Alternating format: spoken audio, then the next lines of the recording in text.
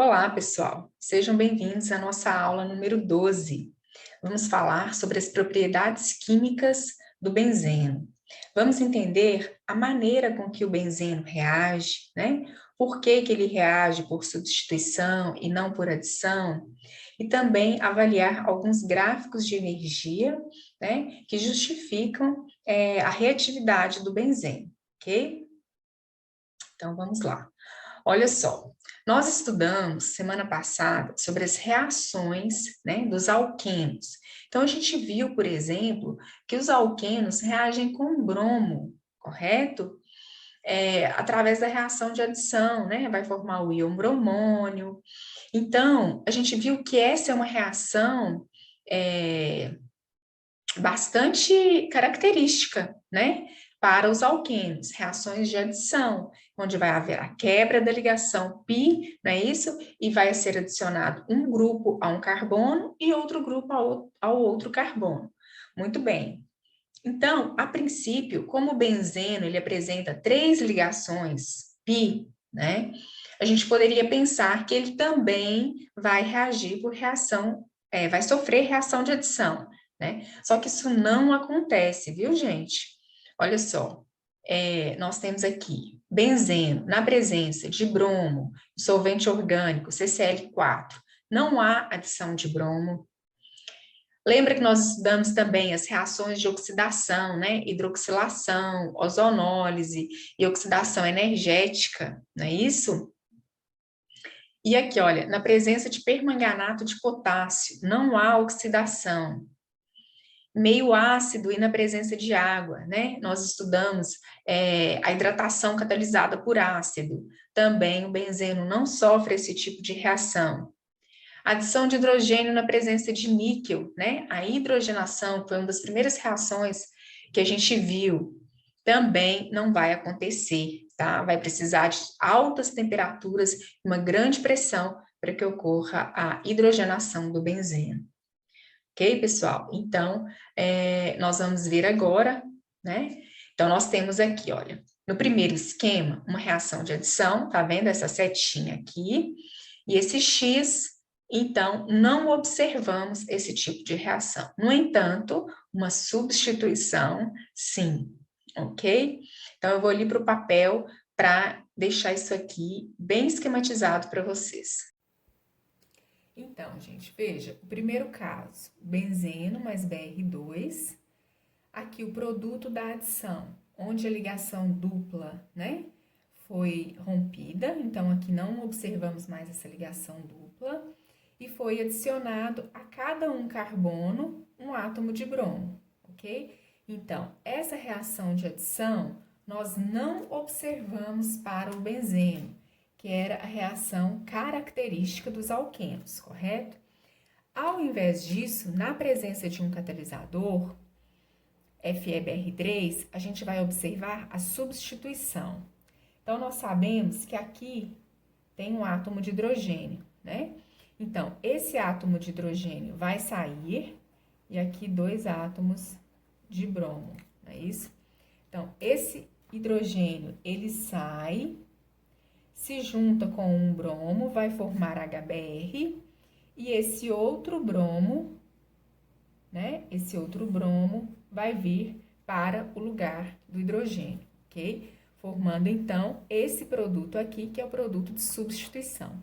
Então, essas são as reações características do benzeno, ok? Reações de substituição e não reações de adição.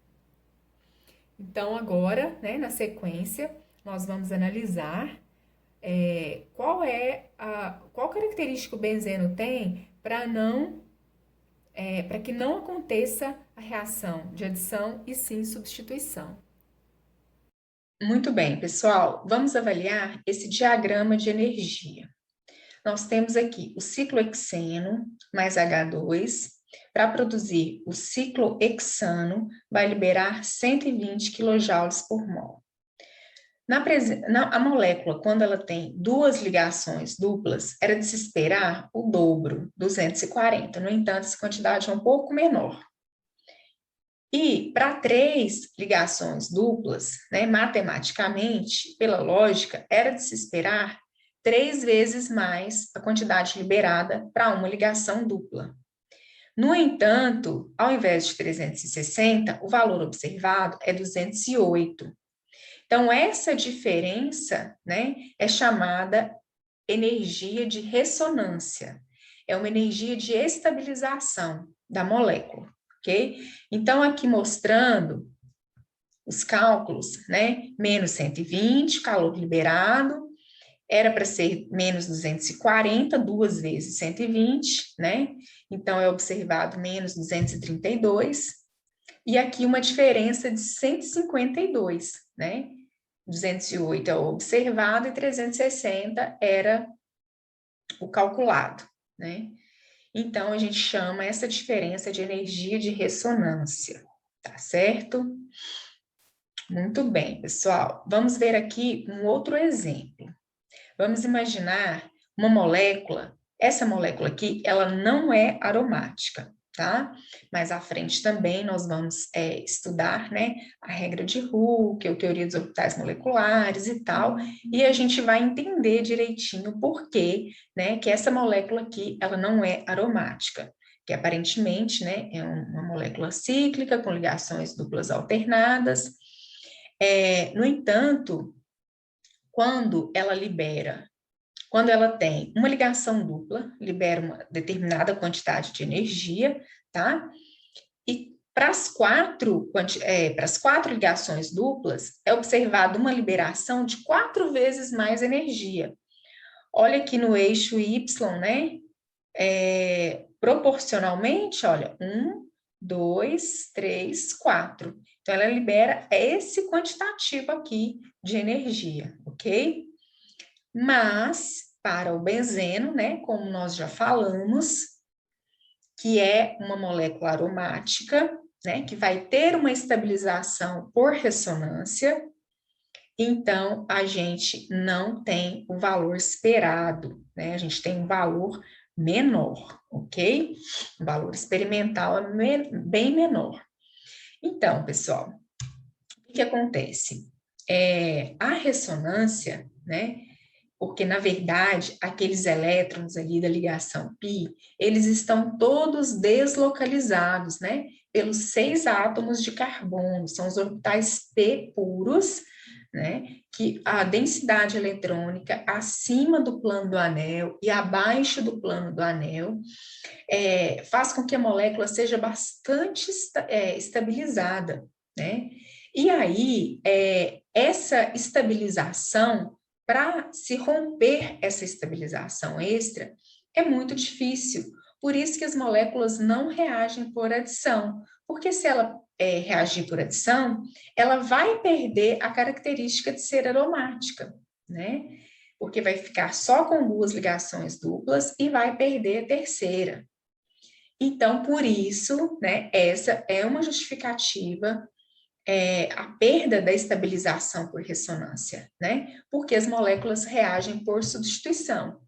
Porque quando ela reage assim, dessa forma, por substituição, as ligações, né, alternadas, as ligações π, e essa ressonância, a nuvem eletrônica, ela é mantida, tá? E mantém essa estabilização da molécula, ok? Muito bem. Então, para finalizar essas propriedades químicas, nós vamos fazer um exercício, tá bom? Então, eu vou lá para o papel novamente para explicar para vocês direitinho. Joia? Fazendo a resolução do exercício, ele fala assim: o calor de hidrogenação do ciclo hepteno e do 135 ciclo heptatrieno são 110 e 305 kJ por mol, respectivamente. Então, nós temos aqui a hidrogenação, ele fala, né? Então, aqui nós temos uma ligação dupla, aqui nós temos 3, então vai gastar 3 mols de hidrogênio. E aqui as energias liberadas, certo? Aí ele fala, em ambos os casos, o cicloheptano é o produto. Então, vai formar aqui, né, o mesmo produto. Qual é a energia de ressonância do 1,3,5 cicloheptatrieno, né? Então, foi a primeira pergunta. E como ela se compara à energia de ressonância do benzeno? Muito bem, gente. Então, nós temos aqui 3 vezes, né?